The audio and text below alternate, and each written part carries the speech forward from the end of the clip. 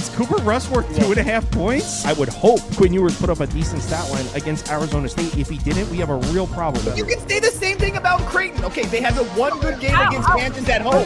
When Toast talks about the kicking market, it's like some earth is flat shit. Andy, true or false, this is going to be a dog walking. Dog walking. This is my dog walking of the day. I think it's going to be very ugly. Dog walking. I think this is going to be ugly. Hey, get this sword. He's just force feeding him lefties. You can't go with the sooner or later thing. What's up, everybody? I know. I'm just saying that that's where my head was at. Hope you're all happy Wednesday or Tuesday morning to you all. Hope you all had a nice Monday. As far as my bets, I'm 1-1 right now with the Dodgers remaining. So hopefully while we're doing this, the Dodgers will win and I will have a 2-1 night. Time will tell. We got 15 games. It's Tuesday. Some uncertainty here. We're waiting for starting pitchers in a few of these matchups, including this first one. Detroit, Baltimore. Now, it looks like as I was hitting, it looks like something just opened up here on FanDuel. You can now get the Orioles at -120. I think it's going to be Cade Povich, but that's not confirmed. It looks like it's going to be Gibson Long, so like a bullpen day for the Tigers, right? And it's Cade Povich for the Orioles, and it looks like we're going to get -120 +100. Totals opening up at 9, slightly juiced to the over. Now, that just opened up. So we skipped this one in the voice chat. Do you guys have anything you want to say about it? Not really. This is it's kind of hard. Definitely lean to Detroit, but I don't know if I actually bet it. I just want to look into this a little bit more. Yeah, I mean, we skipped this one earlier. Jonesy, anything? Probably an over 9, to be honest. Oh, is it 9? Okay, that's what I was waiting. I think that's what weather. Beautiful weather. Yeah. It's like 80. What do we got here? We got 86 degrees, wind blowing out to right field like 3 to 5 miles an hour. Nothing serious with the wind, but it's sunny. It's gonna be 85 degrees. You get Detroit versus a lefty, and then Gibson Long, he hasn't started much, but his numbers, 286 versus lefties, a 429 versus righties. He's given up a lot of contact. Baltimore's offense has started to come to life, a little bit over the last couple of weeks. So it would be over 9 or nothing for me. I wouldn't feel strong backing either one of these pitchers to actually hold it down.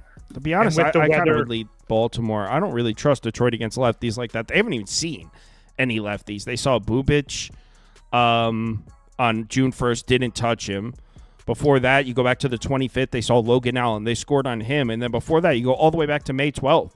So the Tigers have only seen 2 lefty starters in the last month. Povich has been pretty good. I wouldn't be surprised if Povich pitches well. I would lean towards the Baltimore side. But let's get to a game where we actually know what's going on.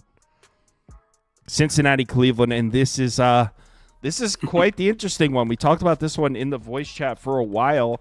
And as far as the members of the chat, they're all leaning towards the red side in this one, and how could you really blame them?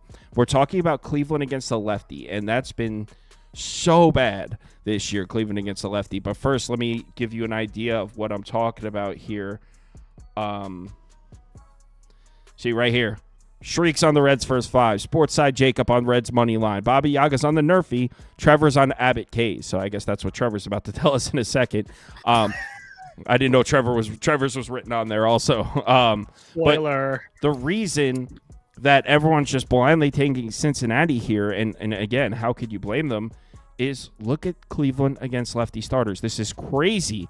When's the last time the Cleveland Guardians hit a lefty?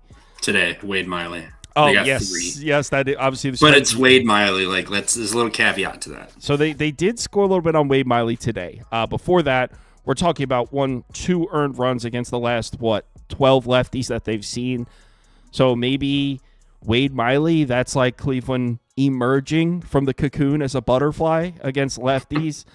It's Andrew Abbott, though. He's been good as hell. So obviously, we're pulling 73%, 19% on the Reds here. Obviously, everyone's going to be taking the Reds with Cleveland against a lefty. Abbott, starting pitching advantage, you name it, across the board. Why is this number still sitting at Cleveland -120? Unless, Toast, you think we're going to wake up and see this at a pick'em or maybe even Cincinnati -115? Probably, I would say probably close to a Pick'em Otani double. Probably more closer to a Pick'em, I would say. It looks like it's already moving to like minus 105 on most books. There's still a couple plus monies out there. Oh, that wasn't a double, by the way. That was a routine ground ball to the pitcher, and he threw it away. I saw too big. Sorry. That's an E1. Okay. Jesus Christ. Okay. Either way, we're on the Dodgers, so that's a good thing. Over 8. Sorry. I played over 8 in this game already. I think that you might see 8.5 tomorrow.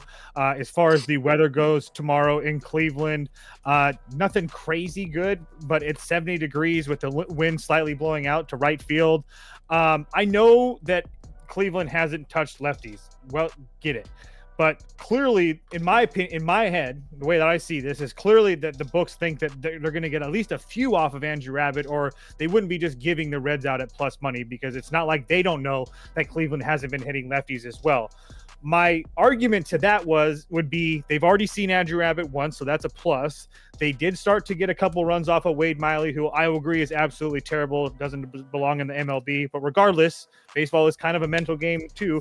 Also, the fact they've also seen a lot of lefties. They saw one today. They saw one on the 6th with Colton Gordon, the 5th with Max Fried, the 3rd with Carlos Rodon. So not only, and Scooble before that. So not only have they seen a decent amount of lefties in the last week and a half or two, they've also seen the best lefties in the league. So seeing Abbott for a second time gives me a lot of faith that Cleveland can put a couple runs on the board.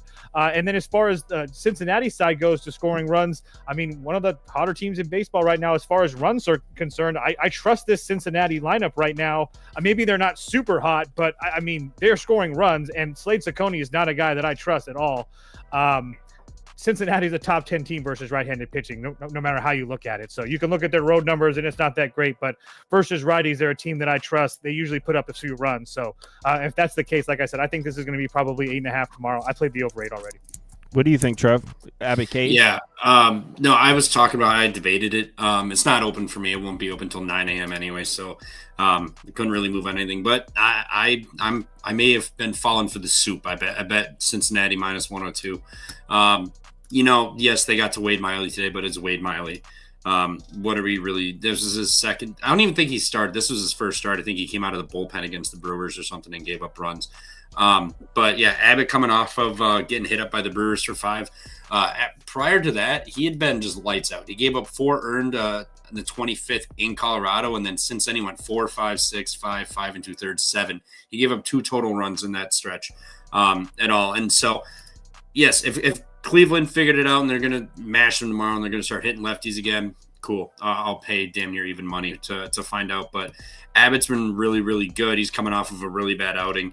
I think he'll be just fine. And then we saw Cincinnati's offense kind of wake up tonight. So, and you're going to get Slade Ciccone, whatever the hell his name is, tomorrow. I'm willing to go down with the ship and take Cincinnati on the money line here. But with the Abbott K's I was looking at, he's had 8, 4 were in Colorado, and then 11 at Baltimore. And we got a Cleveland team that's striking out almost 28% of the time versus lefties the last 3 weeks. Someone in the voice chat brought up that Big Christmas is gone. So, yes, he was a big strikeout candidate. So maybe that skews the numbers a little bit. But that's how I was looking if I was going to bet it. He only had the highest he ever had prior to that at home was 7 against the White Sox. Other than that, I was sitting around like 5 or 6 for at home. So that's how I would play this game. But I did take Cincinnati money line. I think if I was to bet it, I would go here. Reds first 5. It was minus 110 when I was looking before. I got really close to betting it. Isolate Abbott versus Ciccone. Isolate Cleveland against a lefty. And this takes out where I feel the market might think Cleveland has the advantage, which is the late innings. The Reds probably aren't going to have Santillan in this one. Also, Pagan pitched as well, so he's going to be available, but he worked. So I'm trying to figure out where does the market feel Cleveland has the advantage. And I think you can make a solid argument that at home in Cleveland, Guardians should have a pretty significant advantage in the late innings. I will take the rested Guardians bullpen over the Reds bullpen any day. So I think that's maybe where they feel they have their advantage. So maybe Reds first 5. Honestly, if I wake up and I could get like a Cleveland minus 102 before the game starts, I might play on the Guardians and just play the tail end of the market on the other side. Just play against everybody, wait for the line to shift all the way to the other side. But it's not something I feel strongly about. Reds first 5 at -110. Didn't bet it. Maybe a late Cleveland money line bet if the market does a dramatic swing.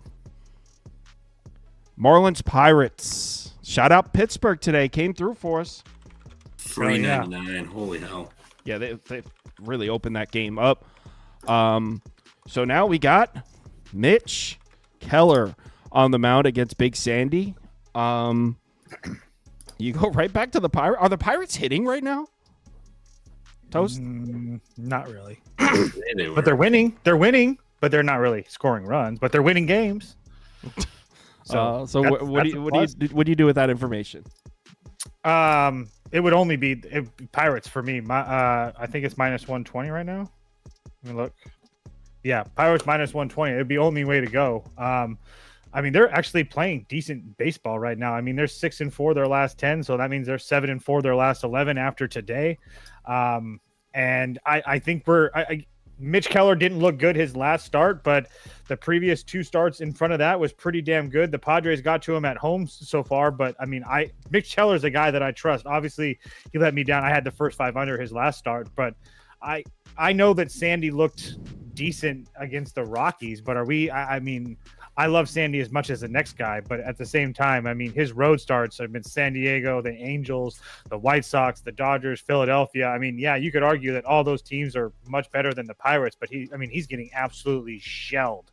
So even if he pitches 5 innings in this game, it's really hard for me to believe that he just doesn't give up any runs. So regardless, I think the Pirates have an advantage in every facet of this baseball game. So it would be only Pirates for me. What do you think, Jonesy?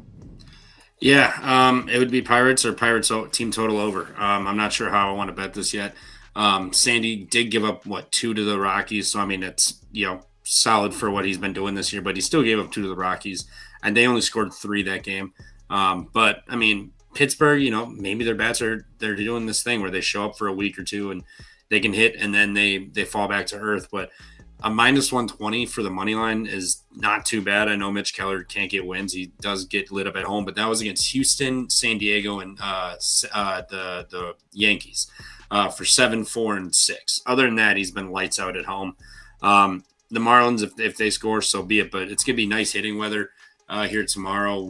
I'm sorry. No, it's not. I'm looking at the wrong game. We got light rain, wind blowing out to left field about 8 miles an hour. Chance of a delay, some rain here, but other than that, it would just be Pirates one way or another, whether it's a team total or money line. I don't trust Miami behind Sandy at all this year. Sandy's just having a year to forget, and at one point do they just put him on the IL and just stash him away for a couple weeks, just let him try to figure something out, or just stop the embarrassment that he gets every time he goes out there on the bump and just gets absolutely shellacked. Kind of like the Yerfy at +100 here. I know. Such a degen market. But I mean, Mitch Keller, Sandy Alcantara both have really ugly looking numbers against lefties, and both lineups are top heavy with lefties. 3 of the first 4 hitters in the Pirates lineup: O'Neal Cruz, Brian Reynolds hitting from the left side, Spencer Horwitz on the Miami side. You got Edwards leading off. He's a switch. He'll be batting from the left side. Jesus Sanchez second, Kyle Stowers fourth. So both lineups, 3 of the first 4 hitters in the lineup are lefties. The rest of the lineup is kind of all righties. So I think there's just a high chance of getting a run in the first inning from Mitch Keller's giving up 2 runs in 8 home starts this year. Just a heads up. He gave up a bunch in his last one. In his last home, I'm talking. I just isolated home starts. It says 8 games, 2 earned. He gave up 6 earned runs in his last start at home. No. You said Yerfy. So 0 I was for the first I don't 3 care innings. about that. Oh, okay. 0 for the first 3 innings. You probably shouldn't bet this, but I'll put it on the screen. But to be fair, Houston is a whole bunch of righties. Yerfy +100. Don't bet that. Please, someone screenshot this. Don't. I don't care if it hits or not. Let's get it off the screen, man. My reputation's getting ruined here. Let's move on to the next one. Cubs, Phillies.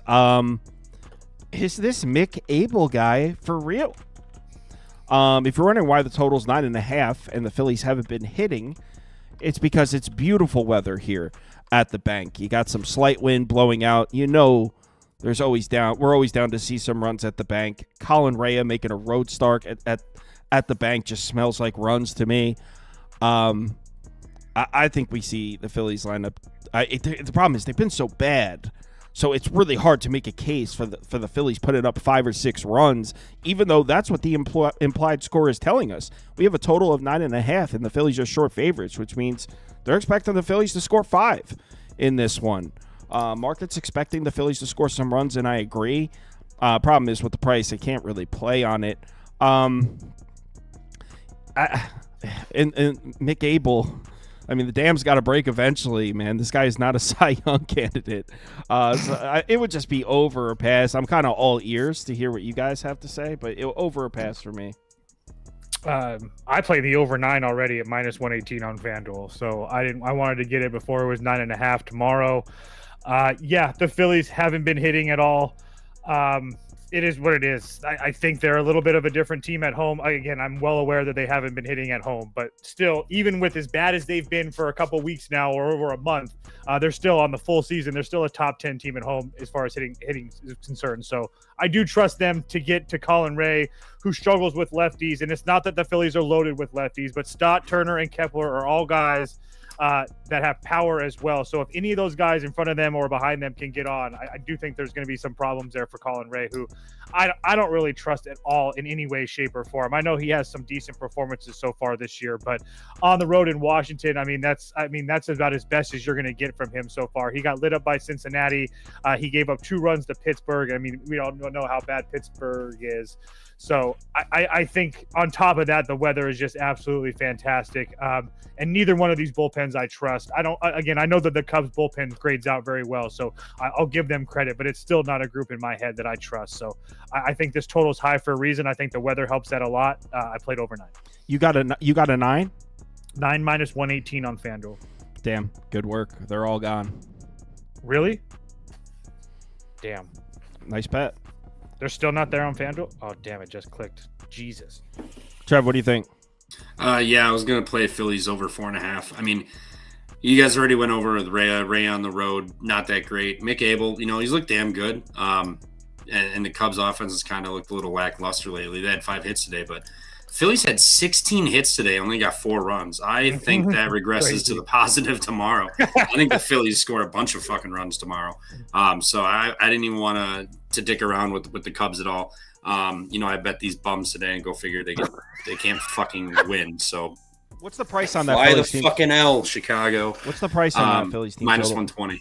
-1. I'm seeing on DraftKings. I don't know what it'll be for me. No, you're good. That's the best price. That's the best price you can get. Well, 118 on MGM, but same difference. There you go. Yeah. So 16 hits today. That's got to regress to the mean. I love backing teams that just get a bunch of base runners and didn't score much.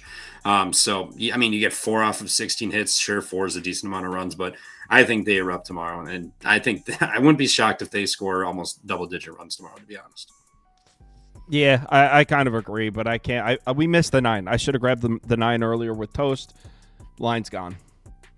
Nats. You want to prop bet PCA over hits, runs, and RBIs? Just book that. Dodgers out of it in the 8th. We're going to the 9th inning. I bet this one. I believe we're looking at a Washington Nationals spot here. I took the Nats at +140 already. This one's in my pocket. I think this one closes around +128, +130. Mackenzie Gore, elite lefty on the mound. Now, I know the Mets have hit lefties, but Mets just got finished up with a road trip that ended in Coors Field. Now they come back home. Tell me it's not the first spot, the perfect spot. So the Mets, if you guys remember, the Mets, when the Phillies played that super easy schedule, they played the Pirates, then the Rockies, then I forget who else, but the Phillies took first place from the Mets. Then the Mets went on this road trip, and then the Phillies started choking. And the Mets have now gone on this road trip, won a bunch of games, handled their business against the Rockies. They've retaken first place. They've got a 4.5-game lead now in the NL East. So the Mets, beautiful road trip. They're up 4.5 games in the division. Shit sweet. Now they come back home. I think it's a perfect spot for the Mets bats to go through one of those flat weeks. We know the Mets are always good to go through a flat week. Excuse me. So I think Mackenzie Gore deals here. I think the Mets bats are going to struggle to get going. Also, on the other side, you got Griffin Canning. And what does Griffin Canning struggle with? Lefty bats. And the Nats have the Nats have an assload of lefty bats. But just to give you an idea, Griffin Canning against lefties here. And that's not just this year. I know this doesn't look that bad. 320 WOBA, 157 WHIP. This doesn't look that bad in terms of righty-lefty splits. But that's not just this year. Griffin Canning has struggled with lefty bats dating back to his days with the Angels. So Griffin Canning against a bunch of lefties in the Nats bats. And if you don't believe me on the lefties in the Nats bats, let me just show you how dramatic it is here. There's only one true righty in that lineup, and that's Jacob Young. Hold on. There we go. All right. Here's the Nats lineup right here. Lefty, lefty, lefty, left side of the plate, lefty, lefty, left side of the plate, lefty. The first 8 batters in this lineup will be hitting from the left side, so I like the Nats to score. I think the Mets bats could be flat. I honestly like the matchup for the Nats across the board, so I grab plus 140. Like I said, I think this closes like plus 128. Should be sitting on a nice ticket at first pitch. Washington, money line. Toast, you're with me? Excuse me. Yeah, I've already bet this as well. But I just wanted to point out to the Mets spot. Kyle did a really good job with it. But I also wanted to point out, the Mets have played since the 26th of May. They've played the White Sox 3 times, the Rockies 6 times, and the Dodgers 4 times. So again, my point is that they really haven't played any good competition. So again, that's why the Mets have looked so good. I feel like my point is that's why I think we're getting such a good price with the Nationals, because the Nets have been playing so well. They've also been playing some really bad teams. And like they said, coming back from a West Coast road trip with 3 of those games in Colorado, and you scored 21 runs in the last 2 games. Yeah, I'll take my chances with the Nats as well. Let's do it. Jones, are you with us? To an extent. I was looking first 5 money line plus 110. Mackenzie Gore been absolutely great, really damn good. And then you get, like you said, a Mets coming off of that road trip. But I don't want to put any faith in this Nats bullpen. Dude, it hasn't been as bad. It hasn't been as bad like that no more. No, I mean, it's not good, but it hasn't been as bad. The last week, they have the 3rd highest xFIP in the majors. They got a sub 20% strike rate. Are you kidding me? The last week? For bullpens? You want to give a split? Are you going to give a split for the last 16 hours? When I look at bullpens, I go a week. Recent history. That's 1 outing for these guys, 2 maybe. A week? Are you crazy? That's how I do shit. There's more than one way. There's more than one way to skin a cat, Kyle. I think there's only one way. No, there's first 5 money line. Just give me Mackenzie Gore versus Canning and Mets bats returning. I don't, if I'll be rooting for you, I'll live vicariously through you guys for the full 9. But I'm just gonna sit there with my first 5. And as far as the voice chat on this one. Other people were on the Nats too. Sportside Jacobs on the over. We have John, Steez, and Sportside Jacob on the Nats first 5 with you, Trev. We Love Boobies is on Mets team total under, and that's me on the Nats money line. So the voice chat was kind of in agreement tonight with this one. What's Mackenzie Gore's strikeouts at, actually? He's leading the majors in strikeouts, isn't he? 7 at minus 105. Meh. Not as cool. Rays, Red Sox. So I actually went upstairs and missed the voice chat on this one. So I didn't hear anything you guys said about this one. So I'm all ears. What was Trevor? Trevor, you want to take lead here? Yeah, I'm really torn. If I want to bet the over 9.5 or if I want to bet Tampa. Pepio's been really fucking good, but we've now seen Boston's bats come alive all weekend in New York, and then we got today they put up. Was it 8 or whatever the hell? Granted, they got a little bit of help to get that other run to go to late innings, but their bats are starting to look a little bit back. And you got Giolito, not good. Pepio's been solid. So I mean, like I'm kind of torn if I want to just back the full game over or if I want to bet Tampa. But to be honest, I am leading the full game over. I know it's not ideal hitting; it's gonna be like 65 or something, blown out to left field, but. Boston's like 9-2 to the over or some shit in their last 11 home games. Like their bullpen is never going to help them out to close out a game. It's always going to be making it sweaty and giving up runs. Pepio, I think, is due to kind of get hit up a little bit, and Boston's starting to hit. So I mean, just give me the over 9.5 in this one. Getting Pepio at -111 kind of feels a little sketch too, personally. So it would be over or nothing for me, to be honest. At the end of the day with this one, Tampa's been really hot. They're scoring runs. Boston starting to score runs too. Their offense is starting to wake up a little bit here. So, what do you think, Toast? I'm not going to bet this, but I would bet. This is so disgusting. First 5 under 5. I know that these teams have exploded. I know that Boston has exploded. I do think that Boston, some of it tonight was a little bit aided by just piss poor Tampa Bay defense. There is a part of that. I also feel like this is a really high number because there's this idea that, well, Giolito's hasn't been fantastic because he just, obviously everybody knows that he just got lit up, but 3 of his previous 4 starts before that was pretty decent. So I mean, again, it's either he gets absolutely blown up or he actually pitches well for 3 or 4 innings or 4 or 5 innings, whatever you want to call it. So, and then Pepe Le Pew, give him a lot of credit. He's been going, not only has pitching well, but deep into games, at least 6 innings in 6 of his last 6 starts. So I feel like this game is going to go over in the first 5 innings, like completely easy, over 9.5, or it's going to be an absolute dogfight until we get to the later innings and one of these bullpens who probably neither one of them are in great shape, have to pop out. So I know it's disgusting, but first 5 under 5 for me. So neither are in great shape, but that's what I was looking at right here, the bullpens. Neither are in great shape, but I would say the Red Sox bullpen is in better shape. I'm going to pull it up right only here. Chapman and Bernardino, I think, are going to be no-goes, right? So definitely no Chapman here. Right. And Bernardino probably not. So that's who I had. But and this guy Guerrero, but who the hell's that? Yeah, but Justin Wilson, Whitlock, Weissert, that can win you a game at 7, 8, 9. Those are 3 decent arms there.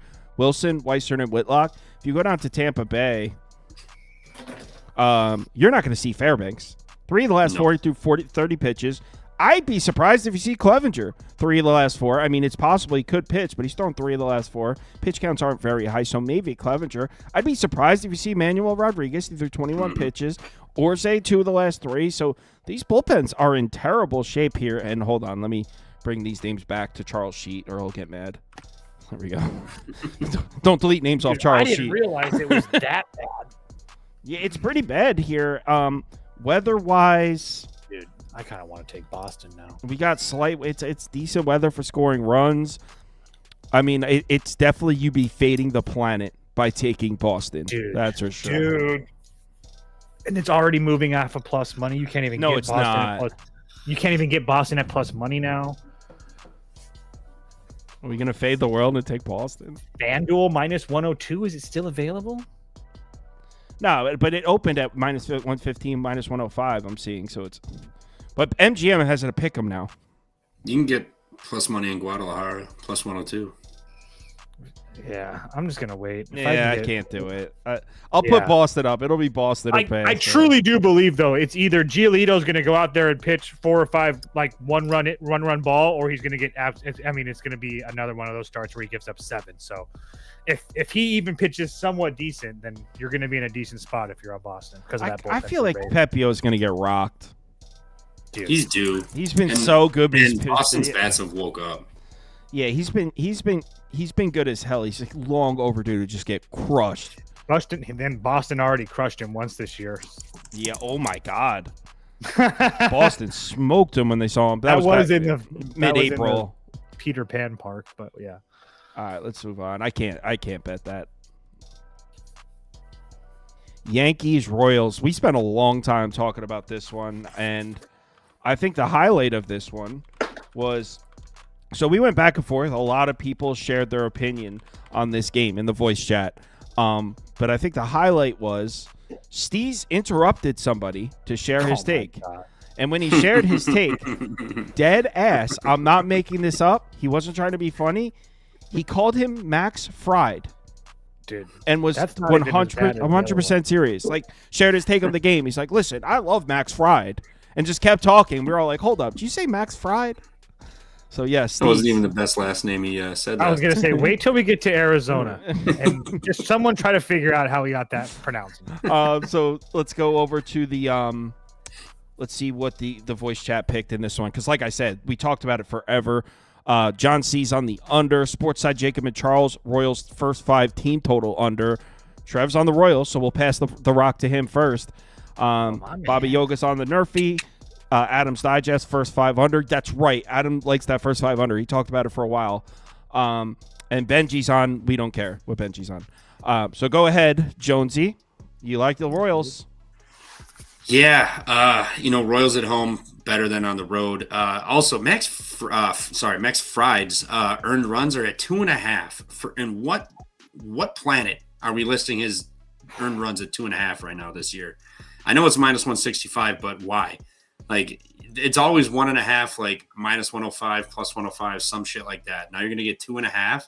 That's people are gonna take that shit tomorrow. Like, it just sketches me out. Cameron, yes, he's been really good. Is he due to get lit up a little bit? Sure. But the thing is, the Yankees either destroy lefties for like 4 or 5 runs, or they get 1 run off of them and they lose the game.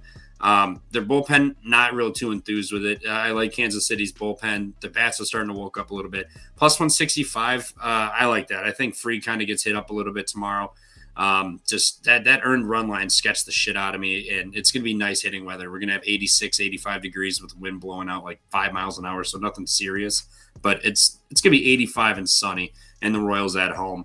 I'll take a stab with them at plus 165 here. I mean, everyone's going to have Fried, Yankees money line, whatever, in their money line parlays tomorrow. You're not going to get me. I'm not falling for the soup. Give me the Royals. Is it falling for the soup? It's not like they're giving it away free. You're laying minus 200 on the road. I know, but still. Against a good team. It's not like they're playing the White Sox. Yeah, but Fried, when I saw those 2.5, like, I was going to go play Fried under in runs. I saw 2.5. I was out. I was like, no chance. Something's fishy. Don't like it. It's weird. Well, okay, so I think what makes this game difficult is Noah Cameron's been excellent. If you don't know who that is, get to know him because he's been freaking awesome. Let me show you how good this freaking kid's been. So here are his game logs, and I'm not just saying, he's looked pretty good. No, he's been like locked down. 6 shutout innings on the road at Busch. Pitched into the 7th inning against the Reds, 1 run. Pitched into the 7th inning on the road in Minnesota, just 1 run. Pitched into the 7th inning against the Cardinals again. Pitched into the 7th inning. I mean, this dude has pitched 6 or more innings in all 5 starts and has allowed 3 earned runs total in his 5 starts. He's been absolutely electric, this kid Noah Cameron. On the other side, you have Max Fried, who's probably the favorite to win the Cy Young. So you've got one of the best pitchers in baseball against a kid who's been untouchable, right? So immediately you're like, oh, man, this game's probably going to be 1-0 after 5 innings. Why wouldn't you go under? Why wouldn't you go first 5 under? Well, the weather is beautiful here in Kansas City. And let's not forget, I think it was actually Adam's Digest that was talking about no, it was actually Spoon who was talking about this. As the weather starts to get nicer, we should start seeing more runs here in Kansas City. Last year over the summer, we saw consistent 9.5 totals in this ballpark. This is a ballpark that's easy to shoot the gap. It's a big outfield. You can get a lot of doubles here. So as much as I want to take the under because I really like these 2 starting pitchers, the weather's too beautiful, and the 8.5 total, I think the market expects the Royals to get at least 1 or 2 off Max Fried here. What do you think, Toast? It would only be the Royals for me. One of the reasons I think this is like one of those bigger ballparks, and I do agree that runs are going to start coming. But I want a team that's like fast on the bases. I mean, the Yankees, like guys like Judge, LeMahieu, Wells, Grisham, Goldschmidt, Escara, all like super, super slow. So like Volpe's fast, Belly's all right. I think Dominguez is all right. But besides that, I mean, they're a pretty slow team. So one of those gappers don't really mean as much to me. And that's not the Yankees hate that. I mean, that just happens to be the Yankees. There's a lot of other slow teams out there. That's not just me trying to hate on the Yankees, but like Trevor said, I mean, the Yankees, it's feast or famine with this team. And it always has been.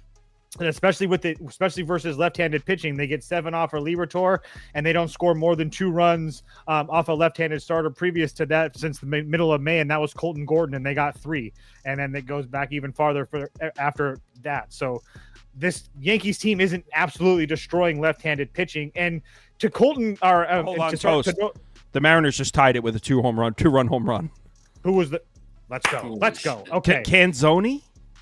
Oh, Canzoni. no, are you kidding me? What's the matter Let's for go. you, Canzoni? Yo. Damn, 4 runs. Also, in the just top found 9. out that the Dodger Stadium has a cannoli milkshake. Can't wait to try that next week. On the West. But yeah, Cannoli.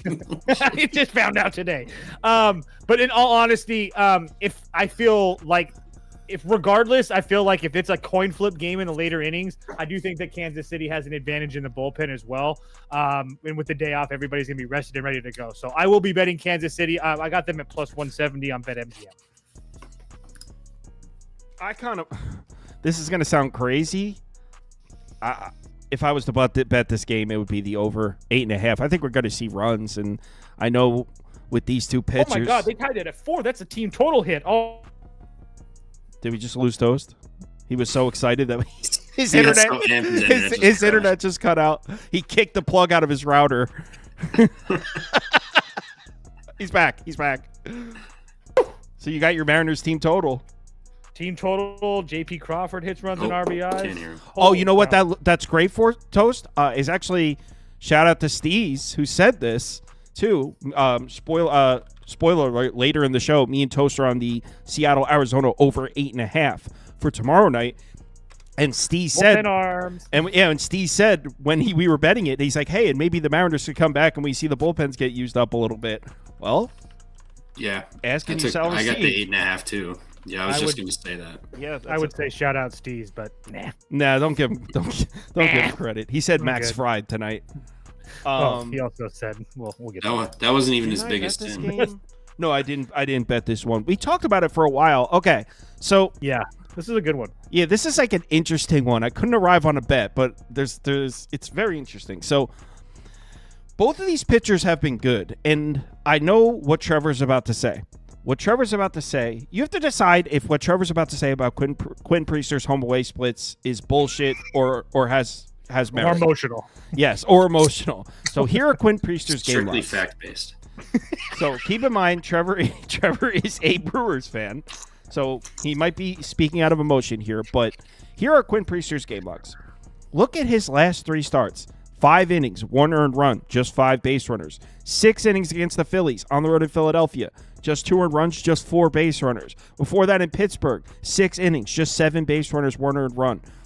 This is a great start too. I know 3 earned runs, but just 5 base runners pitches into the 6th inning.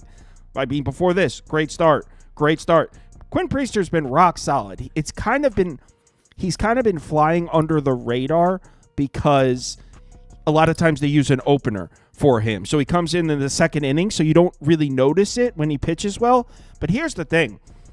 We're most likely not seeing an opener in this one because the reason they use DL Hall to open these games is there's lefties at the top of the order. So they want to use the lefty to get those lefties out, and then they bring Quinn Priester in to pitch to the bottom of the order, kind of give him a jump start.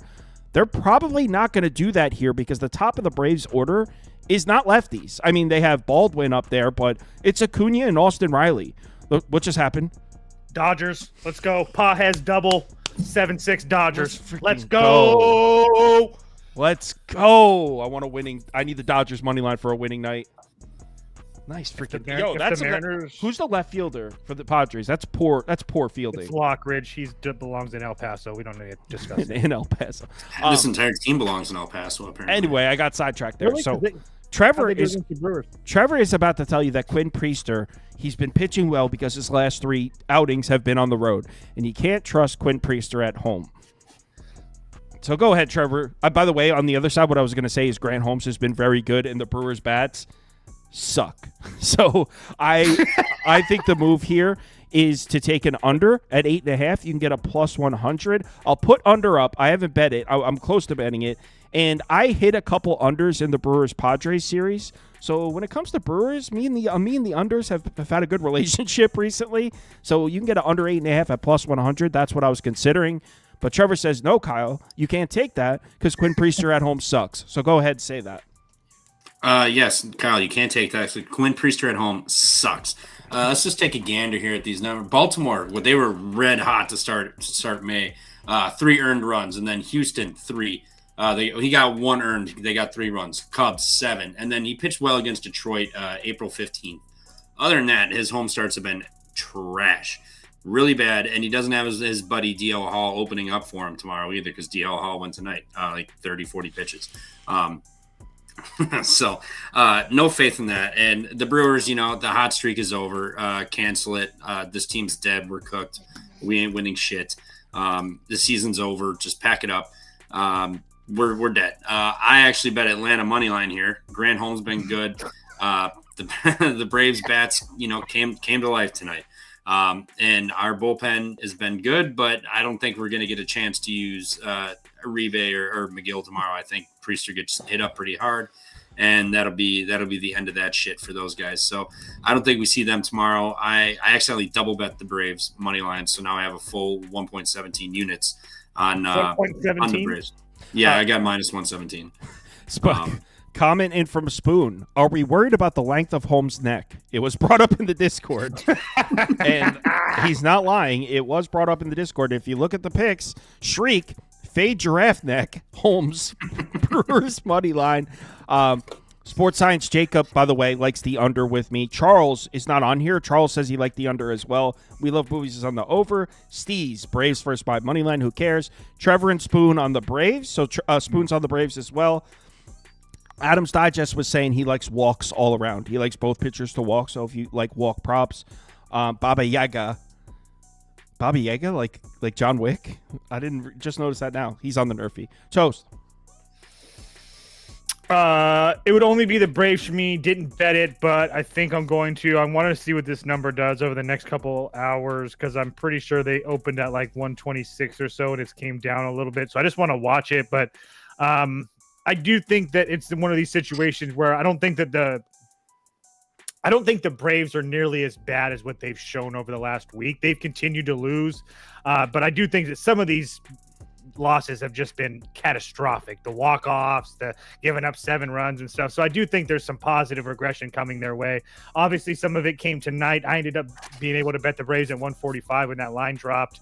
But I've also been a supporter of Grant Holmes this whole year. So I do trust him. Not a lot of road starts, though, for Grant Holmes. If you look over his last 7 starts, I only think one of them have been on the road. The other one's against Arizona, Toronto, and the Dodgers. So his road numbers don't look really good. But on the road at Arizona, on the road at the Dodgers, it's hard to really hate him for that, for getting hit up there. So it's just, I don't know if it's enough there. I want to see what this number, like I said, I want to see what this number is, but it would only be the Braves for me. The Brewers haven't hit in a week. I mean, I get your point for wanting to bet the Braves, but I feel like there's a little bit of recency bias in there. I mean, 2 days ago, betting the Braves was like laughable. I don't know. I agree. That's why I kind of would. To be honest, I would kind of lean Brewers. I don't want to dip my. I don't feel like I want to dip my toe in the water again. To be honest with you. And by the way, Trevor, you've been accused in the comments of betting with your emotions. No, this is just facts. What have the Brewers done to what have the Brewers shown that we should bet? I bet him last night. It was plus 160. That's an astronomical price. Keep in mind tonight, guys, in the 8th inning, Trevor was still saying they were going to win that game. So the emotional roller coaster that Trevor goes through hour by hour is just insane. God, what happened? What? Wow, Manny Machado is just a fucking god amongst men. Just the fact that we got an out there, or they got an out there, is just absolutely ridiculous. Just high IQ. I would not wish being a Wisconsin sports fan on my worst enemy. This shit is I wouldn't either. Shit is torturous. Okay, so there's been a picture for reference of Grant Holmes, and we'll put it on the screen. Grant Holmes, if you're watching, that hair is worth 20 cents though of value on the money line. Look at that fucking oh my god, who did this picture? Like Mike Glennon. Wow, Mike Glennon. Anyway, next up is Rangers Twins, and we didn't talk much about this one because I believe Woods Richardson is not confirmed. We do have lines though. I'm seeing minus 120-ish for the Twins. Totals at 8.5, so we do have lines open. But I don't think I don't think it's confirmed who's pitching for Minnesota. Do you guys have anything? I was looking at some of the papers and stuff, and the Rangers. Oh, you looking at the papers? You want to hear it or not?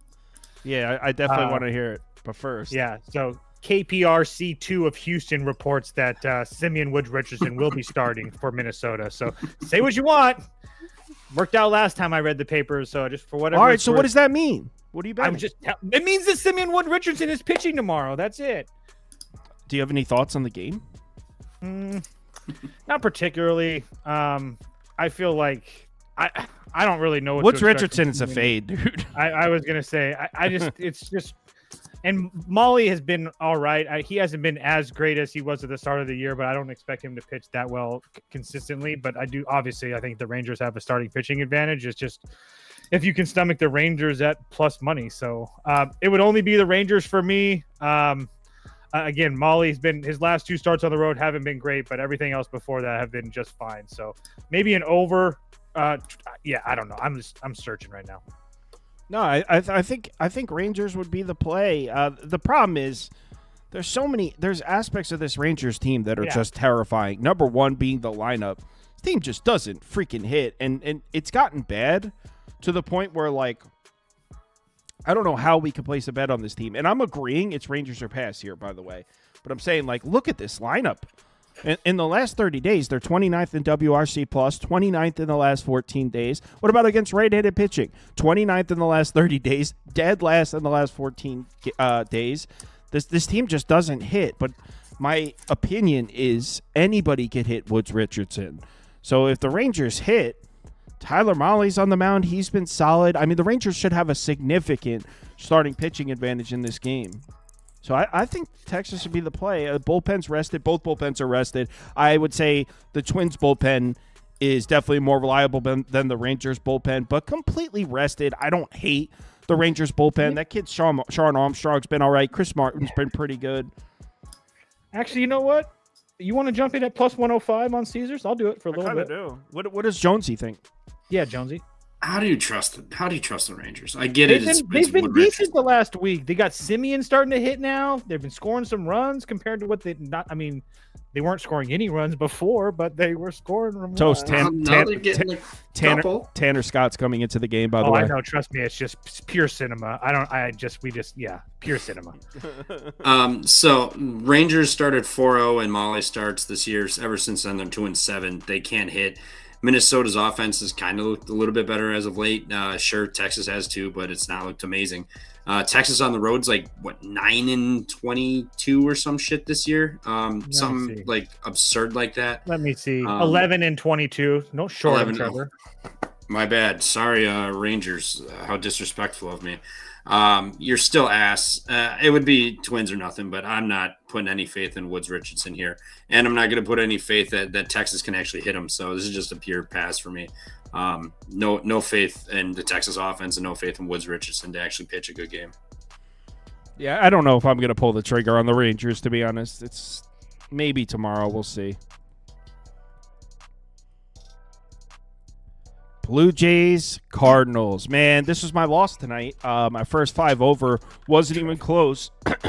And I think we are now. You don't want to be a dog chasing cars when you're placing bets. You don't want to jump to conclusions based on small sample sizes or anything like that. That's how you lose. But I think we've seen enough where we need to have a discussion about the Cardinals bats.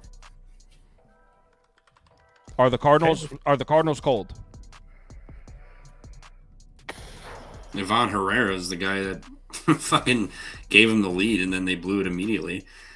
Other than that, they didn't do dick all game. Other than Lorenzen, I mean, I guess they saw Yamamoto, DeGrom lighter, but they didn't do shit tonight either, dude. I was going to say, I think the level of competition matters a lot if you go back to Barrios?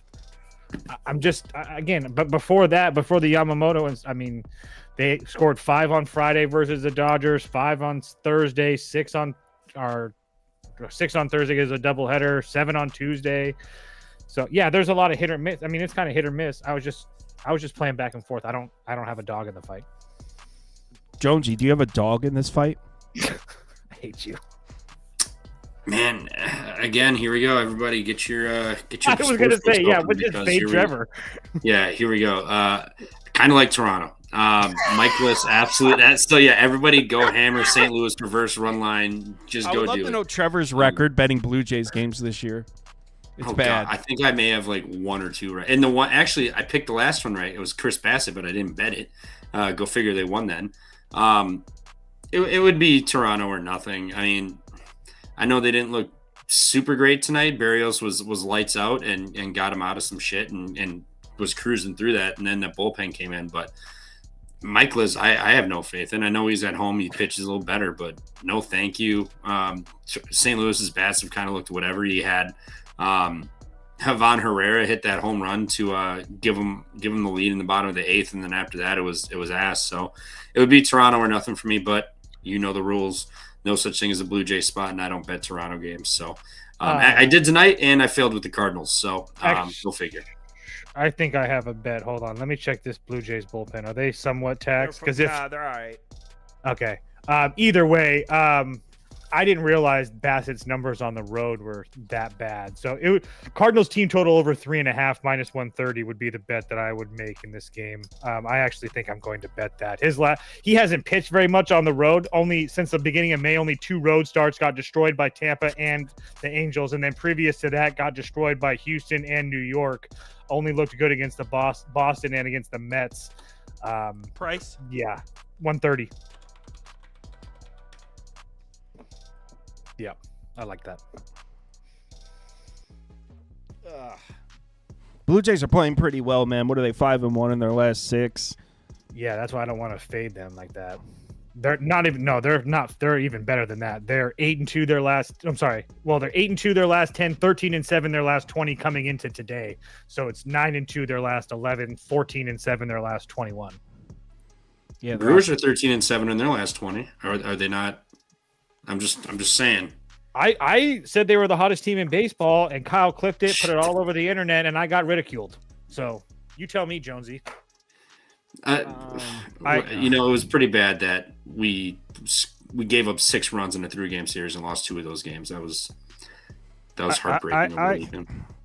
I don't know. I'm not. I guess Cardinals are pass. Jackson Merrill's just too good. Did he just hit a home run? No, there's a double though, and you already know what that means. If Tanner Scott's about to blow it, I think Cardinals are pass. I mean, like I said, you don't want to be a dog chasing cars, and this is the kind of price where it's like, geez, we're saying this game in Toronto, the Blue Jays would be like minus 180 favorites? Like, what? Minus 125 on the road, just the ultimate sell high, buy low spot. I'm not going to bet this one, though, because the Blue Jays are playing well. They're scoring runs. Don't really want to step in front of it, but there's no way I can bet the Blue Jays at this price. I was going to say, I think if you're betting the Blue Jays, or whatever, I mean, it's just what your thoughts on Michaelis is. Is he as good as what he showed in May and late April, or is he as bad as what he has been the last couple starts? So that's kind of the well, what I like about Michaelis is, and I'll pull it up so everyone could see. What I like for Michaelis here is he struggles with lefty bats. That's over the course of multiple years too. So Michaelis struggles with lefties. Blue Jays have a very righty-heavy lineup. You can see his numbers against righties are better. 283 WOBA, 116 WHIP against righties compared to lefties. So against Toronto, at home, bunch of righty bats. 2 outs. A bunch of righty bats. I think Michaelis can pitch well. I would go either Cardinals or first 5 under is how I would do this one. I'm not going to bet it, though. You got to bet the Cardinals. I like Toronto. You know the rules. I know it. Set it and forget it. I'm actually going to do that team total, though, because I don't – yeah. White Sox, Astros. I have no – oh, someone likes Sportside Jacob was talking about McCullers' strikeouts in this one. Yeah, dude. I mean, really passionate about it. I was thinking Astros minus 1.5, and I kind of like it a lot. I haven't bet it yet just because it is a home team, obviously, on the run line.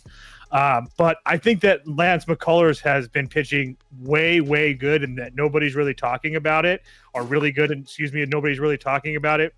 He had that one blow-up start against Cincinnati, which was at home, where he got 1 out and gave up 7 runs. But previous to that, I mean, obviously the White Sox start was only 3 2/3, and the Padres just lost. Cash those Dodger money line tickets, baby. Let's go. not to mention the fact that, I mean, after that Cincinnati start, he went on the road in Texas, gave up 2, went on or at home against Seattle, and Oakland gave up 2 and 3. But the Oakland run, he gave up, or it was 6 innings. He had 12 strikeouts, gave up 3 runs, and then he went on the road in Pittsburgh and didn't give up a run. I think that we're continuing to see Lance McCullers get better and better throughout this season, the more he pitches, and we're getting a White Sox team that I will give you is playing a lot better their last couple of weeks. They're 8-12 their last 20, 4-6 their last 10. So they're not just like an absolute fade. They're not a good baseball team, but they have been playing decent. I mean, they got a couple wins off of Detroit, a couple wins off of Kansas City, but I would also argue that that makes the spot for them even worse. Now playing all those teams in their division at home, now going on the road, facing an Astros team that is starting to play much better themselves over the last 10 games, 13-7 the last 26-4 their last 10. I think this is a great spot for the Astros. So Houston -1.5 for me. I think +115 is the number. Yeah, +115. I'll bring up on the screen what everyone in the voice chat took for this one. You can see there's a few people taking McCullers stuff in this one. So Adams Digest, Baba Yaga, both on McCullers over strikeouts. Sports scientist Jacob is on McCullers over outs. So yeah, a lot of people are singing the praises of McCullers in this one. Shrieks on White Sox first 5 money line. We love boobies is on the over. Trev, what do you think? Yeah, I kind of like the over 7.5. I mean, McCullers at home has not been great. Athletics got him for 3. Granted, he went 6. Seattle 4 1/3. He gave up 2. And he had 8 base runners that time. And then he saw the White Sox, or Cincinnati at home. We already know about that. Already saw the White Sox, 6 base runners, 3 2/3, nothing given up. But Shane Smith on the road is not the same as Shane Smith at home. Let me pull up old buddy's numbers here. Yeah, on the road at the Mets, he gave up 3 and 3 2/3. At the Cubs, 5. He gave up 1 earned, but 6 runs. At Kansas City, 2 through 5. Minnesota, 0. Congrats. Boston 4 2/3, 3, and then Cleveland 0. That was all the way back in the beginning of April. But other than that, like, he gets touched up on the road. At home, he's really good. Just shut out the Tigers. Seattle got him a little bit, but Miami, Milwaukee, Boston at home, all really good. So I mean, on the road, he's not the same guy. We know Houston's offense way better at home. I think McCullers can give up 2 or 3. It's not like the White Sox offense has been putrid lately. So it would be over 7.5 or nothing for me. Maybe even a Houston team total over, but I think both guys can give up runs here. And so 7.5 is a low enough number to where I have no issue really doing that. And not to mention you're going to get the White Sox offense at some point in here, and Smith hasn't gone as deep on the road as he does at home either. Yeah, I agree, Trev. It would only be over for me as well. The White Sox have been making some noise offensively. I mean, I get it. Everyone's big on McCullers. But I mean, I don't trust McCullers. Just throw a gem here in the teacup. So give me 2 or 3 from the White Sox. We should get over 8. So yeah, I agree with Trev. I don't hate that over at all. You said you got a 7.5? Yeah, I'm staring at it right here. Show Guadalajara. I can still get a 7.5 right now. What's your juice? I got -120. -120. Yeah. I'll bet that with you, Trev. Let's do it. Yeah, the more you were talking about it, the more I liked it. Ooh, I got a -150. Oh, no, that's a lie. I don't have a -115. -120 is the best I can get. All right. Let me just get this bet down real quick, and then we'll move on.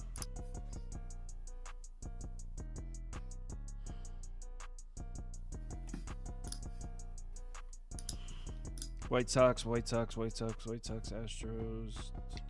Over 7.5, -120. I think this one closes at a flat 8. I wouldn't even be surprised to see some 8.5s tomorrow. So I am in White. So the bet. I know this graphic on the screen says over 8, but let me be clear. Me and Trevor on there's a 7.5 out there. So make sure you look and get the 7.5 if you're able to do so. It's on ESPN. On ESPN bet, yeah. All right, cool. Let's move on. What a day. You had a good one?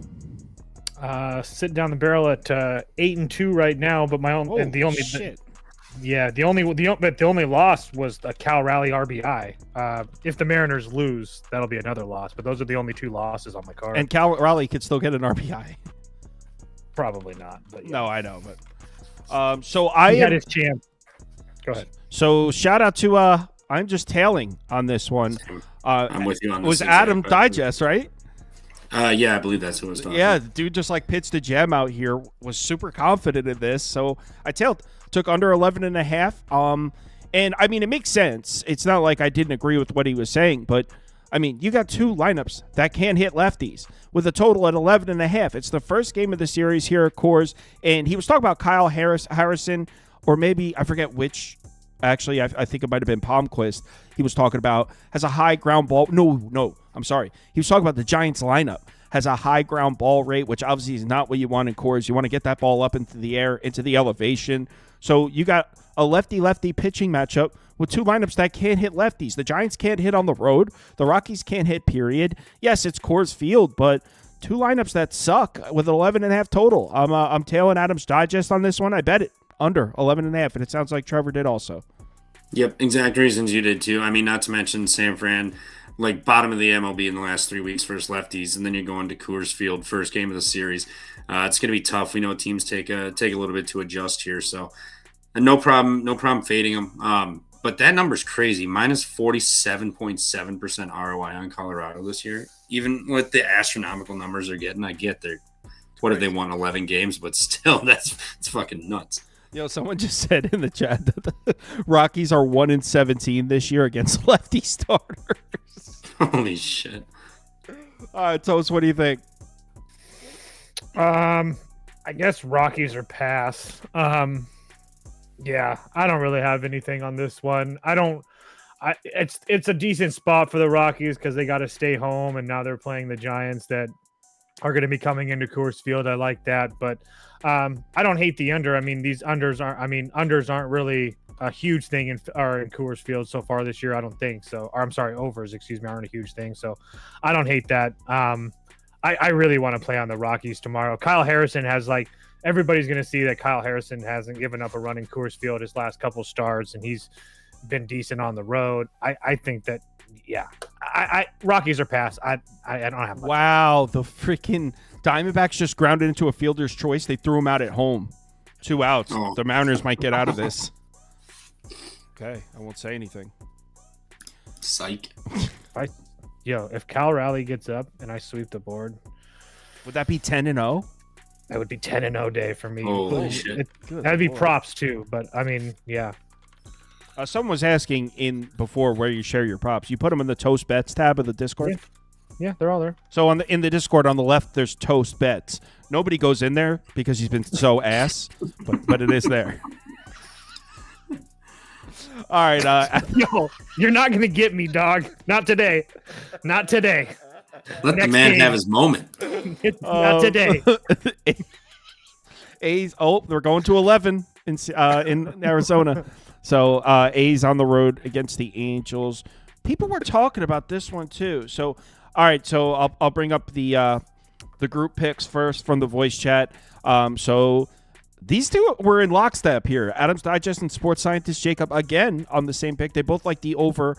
I think this is the one. Did they get 8.5 here? No, I think they got 9. And then we got A's money line on there as well. So, There Toasted. is an 8.5, 130 on ESPN. Okay, so maybe they were talking about the 8.5, but they did both like the over. Now, keep in mind, Mitch Spence. It's a little bit of a confusing situation because he's been in the bullpen all year. So on the surface, it looks like a bullpen day for the A's. But keep in mind, Mitch Spence last year was in the starting rotation, and he pitched he pitched into the 5th, 6th inning. I mean, he was a starter last year. So even though he's been a bullpen guy this year, it's not out of the realm that he could pitch 5 innings. Now, he hasn't pitched more than 60 pitches in an outing this whole season. So we haven't seen it yet. But, I mean, although this looks like a bullpen day, he could be a starter here, and there is a world where he pitches 5 innings. So, I don't know. I think I agree with that over, or maybe an A's team total over. What do you think, Toast? It would definitely be A's team total over or A's for me. A's team total sitting at 3.5 minus 130 on ESPN right now. regardless of how you feel, I mean, the A's obviously have been losing a whole bunch of games. And on the road, obviously, these numbers are going to come down. But versus They're hitting, though. Yeah, versus right-handed. I mean, the Angels the Athletics bats over the last 14 days are a top 8 team. Last 30 days, full season, they're essentially a top 8 offense in Major League Baseball versus in general and versus right-handed pitching. So yes, obviously some of those numbers are going to go down on the road, but still the full season, they're still a top 10 lineup on the road. So yes, they do play in a Peter Pan Park, as I like to call it. But I mean, at the same time, I mean, they have multiple lefties with power and Butler and Soderstrom and Kurtz back in the lineup now. And Soriano really struggles with lefty bats. He's not really fantastic anyway. He's like one of those guys that will go out there. They're going to give him 5 or 6 innings, but he's going to give up 3 or 4 runs, it seems like. And and Sauce mentioned it as well, it's not the Oakland offense that is bad or the A's offense that's bad. It's the pitching staff that's absolutely terrible. So, and as far as Mitch Spence goes, yes, he spent time in the bullpen, but he had 1 start this year. It was against Minnesota at home in that Peter Pan ballpark. And Minnesota's essentially a first-place team or pretty close to it. He went 5 innings, gave up 3 hits and a run. And last year, at the end of the year, he ended it on a nice little run. Road starts on Seattle, the Cubs, Houston, and Texas. All really good starts. The Seattle start wasn't good, but besides that, I mean, he had 5 of his last 6 starts last year were really good to end of the year. So, I don't know what I really think about this Angels offense. I know there's so hit or miss at times, but now I really like Oakland tomorrow. I think the team total is the best way to play it because you're going to get shots at that Angels bullpen as well. So Oakland team total over 3.5, but I think I might do what I did with the Mariners today and play both. Here's a half unit on each. Here's why I can't do it. And by the way, sports scientist Jacob is saying A's team total over is his favorite bet of the day. So he's with you on that. All right. Here's why I can't do it. So first of all, Soriano has been either awful or excellent. Yeah. And that kind of throws a wrench into things because it's not like he's been consistently bad. He gets smoked in Fenway. Before that, he pitches great in Cleveland. Before that, gets smoked by the Marlins. Before that, the A's got to him. Then 7 shutout against the Padres. He's either excellent. That was the other one. Or terrible. And it was just, I think it was Spoon. Was it Spoon that just shared it in the chat? Or was it someone in the chat? Soriano's been terrible against Oakland the last 3 No, starts. against lefties. Oh. So he's terrible against lefties. The A's don't really have any lefties. Who are the A's lefties in the lineup? I mean, you got Butler at the top, Soderstrom, Kurtz. You have 3 lefties in the whole lineup. So I don't know. I can't do it because it might not be the worst matchup for Soriano. What do you think, Jonesy? Yeah, that's the one other thing, Jonesy. Sorry, let me put it back. Lawrence Butler and Brett Rooker both have absolutely fantastic numbers. Both those guys. Rooker is 4 for 7 off of him with a homer and a double and 5 RBIs. Lawrence Butler's 3 for 8 off him with a double, a homer, and 3 RBIs as well. Okay. So they absolutely smoked this guy the last 2 times they've seen him. What do you think, Jonesy? Yeah, Toast actually just took mine. It would have been Lawrence Butler over bases. No, you're fine. Lawrence Butler over bases or the over. Like you said, Soriano hit or miss, but at home he has not been hitting. He's been doing a lot of missing. Miami 3 earned off of him in less than 5. Toronto 3 earned through 5. Shut out Detroit 6 innings. Had 7 base runners. Got nothing. They got nothing off him. But Pittsburgh 5, Cleveland 5. He's been giving up runs at home. Athletics have been absolutely scoring. Lawrence Butler, Toast just went over great numbers for Soriano too. And Mitch Spence, there's a reason he got relegated off of the starting pitching rotation. So over 9, Lawrence Butler over bases. That's how it would be for me. I don't have a number on the bases because it's not out yet. So I'm gonna have to guess it's probably, I don't know, 120-ish, something like that, somewhere around there, give or take. So that's how I would play this one. All right, I got nothing for this one. This is a straight pass. I kind of think the Angels are going to win, to be honest. Lawrence Butler total bases 1.5 is plus 130 on a couple different books right now. He's one of my hits, runs, and RBI princes as well because he scores a lot. He scores. He's runs fast a lot as fuck. Yeah, he scores a lot. Hey, whatever happened to Esteury Ruiz? He plays for the Dodgers. Oh no shit. Yeah. He get he got demoted after he wore some shit with the A's last year that they were anti John Fisher, and then he immediately got demoted. By the way, this line has moved against us. This over. I don't give a fuck. Yeah, I mean, me and Toast are on the over here, 8.5. You too, Trev? Yeah, over 8.5. Yeah, we all took the over here. Go ahead. I know that the pitching matchup is pretty solid between Wu and Fott, but when I like to fade Brian Wu, I mean, the kind of spots I like to fade Brian Wu is against lefty bats. Arizona's loaded with lefties. The first 4 hitters in the lineup are lefties, are hitting from the left side. So I think Brian Wu could get hit here.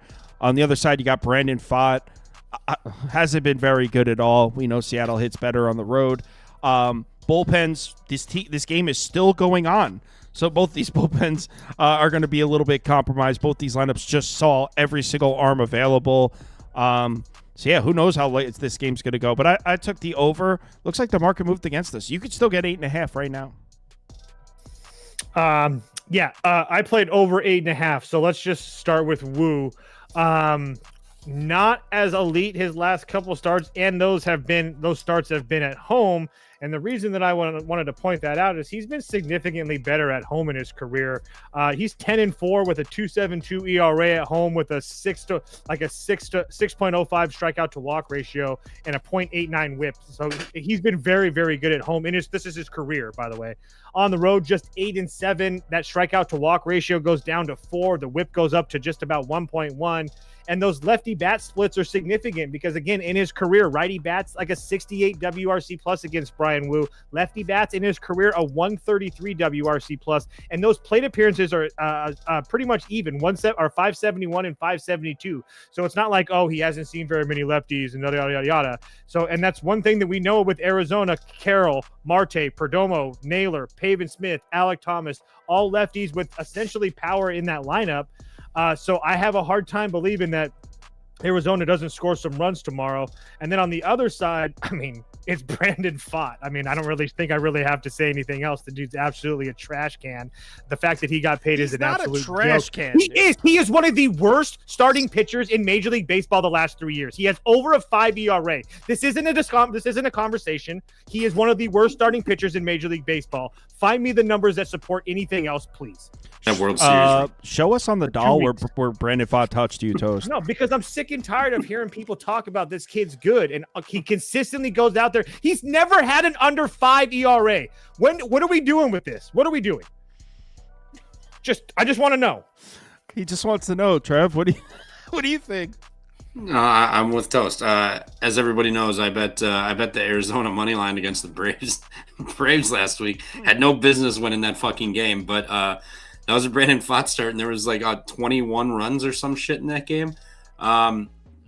He's just not good. I don't even know. I'm with Toast. Like, I'm not as upset about it as he is, but he's just not been good. He gave up 5, 8, 3, 3, 4, 0, 6 in his last, quick math, 7 starts or some shit.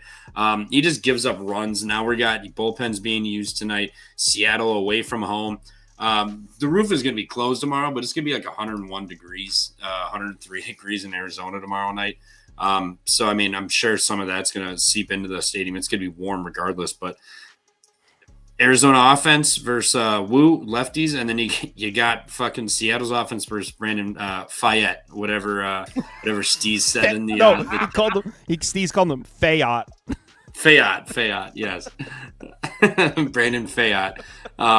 Going here. I mean, if it's an 8.5, like Pfaadt could give up 5, 6 himself. So I'm going to go with it. And if this game is 3-2 final, so be it. I'll go down with the ship. But Seattle away from home and then Arizona's bats. Not to mention, it's not a big sample size, but this Arizona lineup has got a 350 average with a 500 slug against Wu, 324 expected average and a 439 expected slug with a 348 expected WOBA.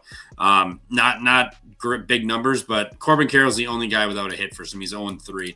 And this team has 1 total strikeout and 21 plate appearances. So, very, very small sample size. You really probably can't even take anything from that. But everybody's hit them. They've got some home runs triple and a double off of them too. So I'll just go down with the ship. Give me the over in Arizona. All right. Let's move on to the last game. Oh, there it is. Yeah, Brandon Pfaadt, 5.51 ERA is the worst ERA in Major League Baseball upon qualified major pitchers. Yeah, he's so good. ERA is not a good indicator. Oh, we can play that game. What stat do you want to use? Sierra. Yeah, what about Sierra? Okay, hold on. Let me sort, because it's going to be really bad either way. So I don't know. I only have I only have like 100. So hold on, let it load. But yeah, it's getting down there. I only have 100. So I think the story in this one, and I'll get it in 1 second, is the lack of bullpen arms available on both sides. These bullpens are rocked, and I'm going to get an updated list in just a second. Who did San Diego use tonight? Dude, everybody. No, not just in both. Here we go. Here is the updated bullpen situation from these two teams right now. Dodgers and Padres. You can see them both on the screen. So, Dodgers, you're not going to see Tanner Scott, thank Christ. You're not going to see Kirby Yates. You might see Vesia. He's gone 2 of the last 3, so he's probably available. Kasparis is available too, and he's been one of their better arms. So actually, the Dodgers do have a couple arms here. They also have Kopech. So actually, take that back. The Dodgers bullpen is actually in decent shape. The Padres, however, are not. No Robert Suarez. They're going to have Jason Adam. They might have Estrada. Like, are they? Yeah, Padres bullpen is in bad shape. Neither are quite as bad as I thought. Is it really Bobby Thriller on the mound, or am I reading that wrong? That's what the indication is from everything that I've heard. So. Good Lord. Why not just over and set it and forget it? It's going to be Dodgers team total over for me. I don't have a price on that yet. I don't think it's listed anywhere, but especially if it's 4.5, getting full 9 at bats versus Dylan Cease and this just tax Padres bullpen. As we know in San Diego, it's going to be decent weather tomorrow. I have no problem thinking that the Dodgers are going to score some runs. So I know that they had a bad weekend in St. Louis, but besides that, this offense has been just fine. So I'm not worried about the Dodgers scoring runs in any way, shape, or form tomorrow. I wouldn't hate the Dodgers money line either because of the same situation, but I think that just playing that team total is a much better situation. So Dodgers team total over 4.5. If it's 5.5 at plus money, I might yank back on it, but I don't think it's going to be 5.5. And Bobby Miller, sorry, really quickly. Bobby Miller, with his best start of the season, retired 13 batters in a row. His last start in AAA, went 89 pitches, gave up 2 hits over 5 2/3 innings. For whatever that's worth, probably not much, but I just wanted to give Bobby some credit. It would only be over or pass for me here. What do you think, Trev? Yeah, I'm going to be going with running it back. Machado over 1.5 bases. Shout out Machado, first inning cash. Didn't even have to sweat that whatsoever. He's hitting 387 this month. He's got 4 homers, 12 hits. He's got multiple hits in a bunch of games too. Not to mention he's crushing home runs. I don't see a number for this. I don't know if Toast has one wherever the hell he's looking, FanDuel or something, but. Yeah, just running it back with Machado over bases. He's been hot this month. Bobby Miller making his first start back. Not to mention the bullpen is cooked for the Dodgers. I know they have Kopech and whatnot back, but overall that bullpen's kind of cooked. And I don't hate the over either. I mean, Dylan Cease, Bobby Miller, Padres bullpen's absolutely fried. And then you're going to get the Dodgers versus, granted the Dodgers may have looked kind of hit or miss as of late offensively, but going against Dylan Cease and then a team without a bullpen, essentially, basically, in this one, I have no problem taking the over. Arizona's got the bases loaded, by the way. So, everyone, thanks for watching. Betting League stuff, give me about a half hour. I'll have the standings up. Talk to you guys tomorrow. If you need me, hit me up. I'll be up for a little while. Hopefully the Mariners get this for Toast. I didn't bet Seattle, but hopefully he gets it. Actually, if the Mariners win and Raleigh gets an RBI, you win 10-0 tonight? Yeah. That's freaking crazy. Damn. So he needs a Raleigh RBI and a Mariners win to go 10-0. Everyone, thanks for watching. Talk to you all tomorrow. Bet, respond.